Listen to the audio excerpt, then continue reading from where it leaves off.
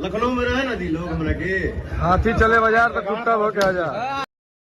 निर्भय सिंह लगातार power star Pawan Singh को टारगेट कर रहे थे, जहां पर वो ये कह रहे थे कि पवन सिंह को नहीं रहने दिया जाएगा लखनऊ में, और वो जानते नहीं हैं कि उनके पास अगर गर्मी है तो गर्मी यहाँ दुगनी है।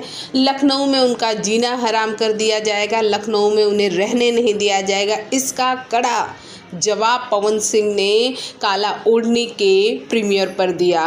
पवन सिंह ने कहा कि ऐसो को बहुत मारेंगे, और आपको हमने वीडियो तो शुरू में ही सुनवा दिया कि क्या कहा पवन सिंह ने। वैसे हम आपको बता दें कि पवन सिंह के पास जितने भी लोग हैं वो ज़्यादातर पवन सिंह के साथ धोखा ही करते हैं। पहले तो पवन सिंह से काम निकलवाते हैं, और जब काम निकल जाता है, लोगों में पहचान बन जाती है, तो वही पवन सिंह को धोखा दे देते हैं।